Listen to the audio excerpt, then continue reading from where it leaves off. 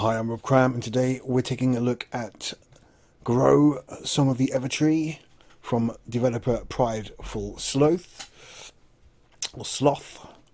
And this is my sort of second look at the game, where I'm much further into it than before, so I'm kind of roughly 6-7 hours. My Steam save file says 9 hours, but this is just going to show you some of the later game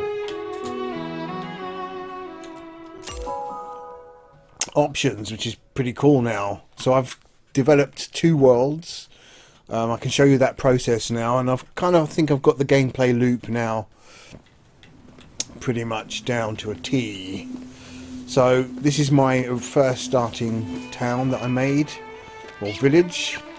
As you can see, it's quite different from when I previously showed you. I've obviously customized the exteriors of these houses. This is a fully fledged town, village now. Keep saying town. It's a village with the amount of inhabitants. And yeah, let's just go inside one of the houses and have a look around. I think there is a way to customize the interior as well. I am not sure how to do that though. Let's have a look if I can do that from the outside of the house.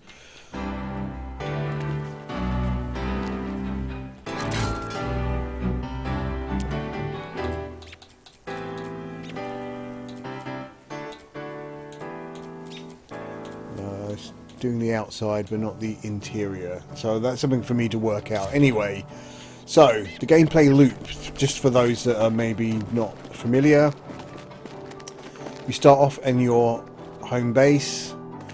Your objective is to create a new kind of living space for people. You've got to attract them to come into your world. To do that, all you have to do is nurture worlds that you create elsewhere, gather the resources from those worlds, and then spend those resources on developing your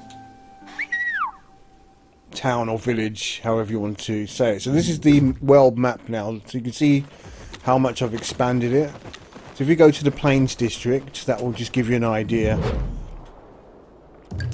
of a basic starting template. So you're here free to now place buildings and other item shops. So let me just show you the build mode. And then you have got to manage the people that come and live there. So let's just put a small house somewhere in here in the corner. Rotate. Just stick that there. And that will get built and in so that people can come and stay. Just shove that there. And you'll then go back home to sleep. And people will come and visit and stay once those buildings are complete. And then you can assign the buildings to specific people who you want to come and stay in your village, which is pretty cool stuff. So obviously you can interact with people, they've got their own skills. So if I build a cafe here, then that character would be most proficient at being a cafeteria owner. Cool. So aside from that though, you've got kind of exploration. I've entered a few caves, which is kind of like a dungeon exercise with a few puzzles. There is no combat per se, as far as I'm aware, as of now. I'm not sure if that's something that will appear in the future. That you do have a offensive weapon like a sickle, mallet, and an axe, which you can use to chop down trees and whatnot. So let's go back to the world map again, and I'll show you my fully completed hideaway of the abundant. So let's just travel there quickly. So this is what I showed you in the other video, the starting block where it's just completely barren, which I can actually show you in a second.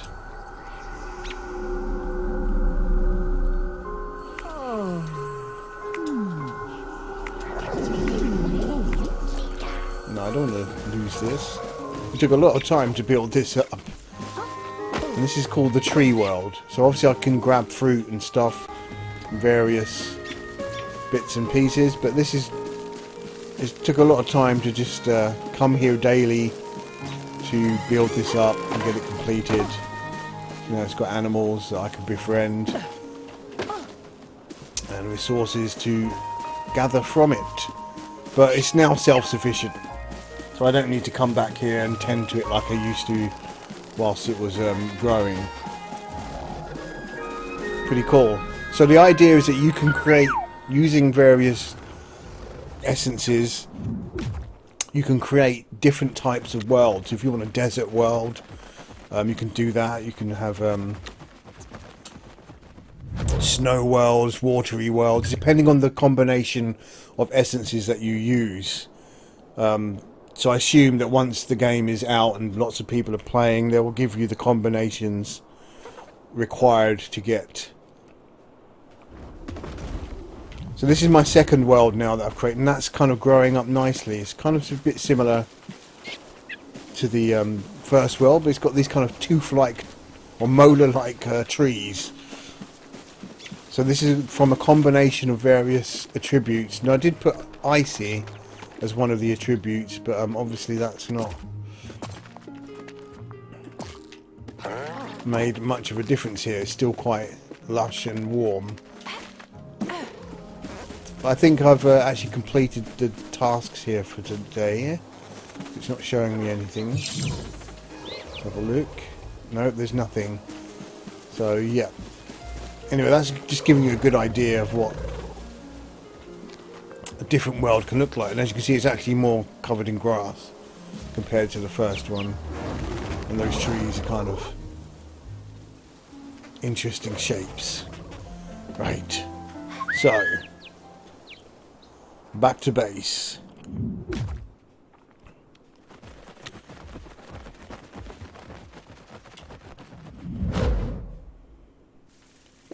So the game does have a full day and night cycle, although it's quite slow.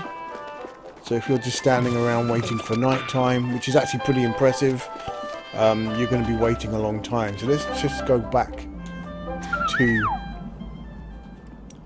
my home.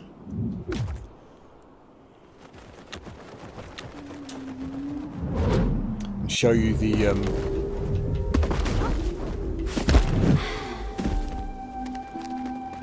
crafting of new worlds. I've got space on the tree now to do so. I think I might have enough resources. Let's just create a new world and see what happens. So okay, so let's see. You've got to fill up all of these. So that's dry, cute, comforting. You've got to fill up, whoops, the bar. So let's make it icy. Whoa. Right, good combination. You can do just 3. Let's just use just those 3.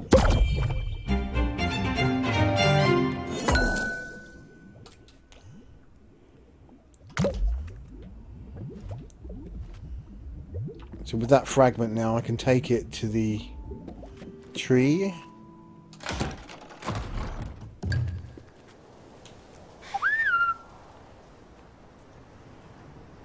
I hope it'll let me do this. Go to the tree and then select one of these planters.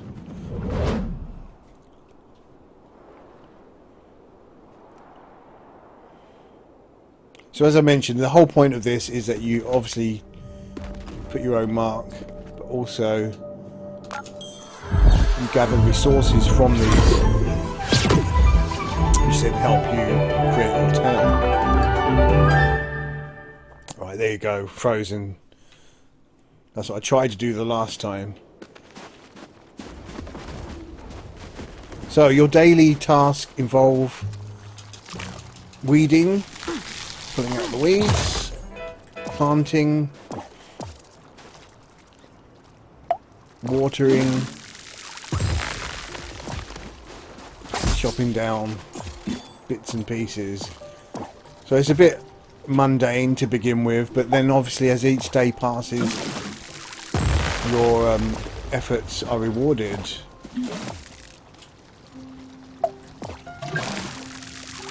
And obviously bashing down rocks to create more space for more plants.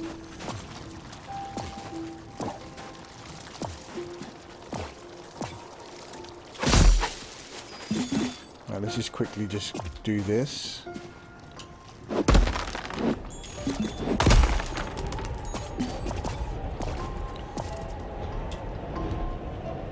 But so far the game has not offered me any sort of pressure. That's what I like about it. It's quite relaxed, you know, you just do it at your own pace. There's no pressure to sort of do things in a timely manner. You're not going to be penalised for anything.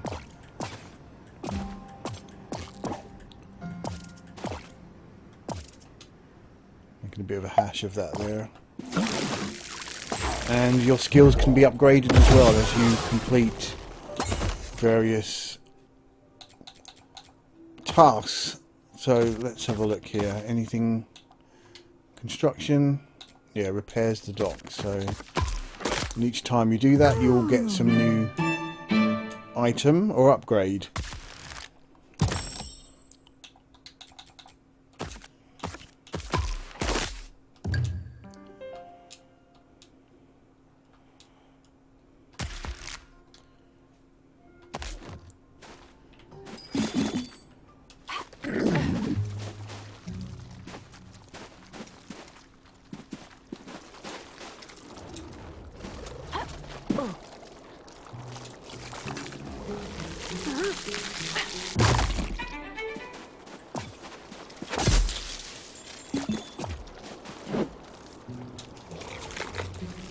Oh, there's a Christmas tree there. Wonderful. Yeah, so let's do it a different way. Let's just... Oops. Oh dear. Too tired to continue. That's a first. Ooh. Right. I've been up for too many hours working. So she needs to go to bed. I'm not sure what the time of day is, but as you can see, it's getting darker here now. Oh, it is night time. That's good. It'll give me an opportunity to show you the lovely town I've created. Or village. Keep saying town. Lovely village I've created at the night time, which is really nice. So the graphics are wonderful. Really pleasant graphics. Nice and colourful. My only negative, well, I'm not sure if it's a negative or not, is that you can't create an old character. There are old characters in the game. You can't seem to create that at the beginning, someone that's kind of older looking, got this kind of kiddie character, but it kind of fits the story anyway. You were the last of a race that stayed behind to try and get this all back up and running after the tree decided to turn its roots against, well, against everything. I'm not sure I got that right, but yeah. So yeah, look at that wonderful looking game. It's coming out on November 16th, and lots to do here. I mean, you can place lots of props, customize your buildings, pick and choose who you want to come and stay in your town.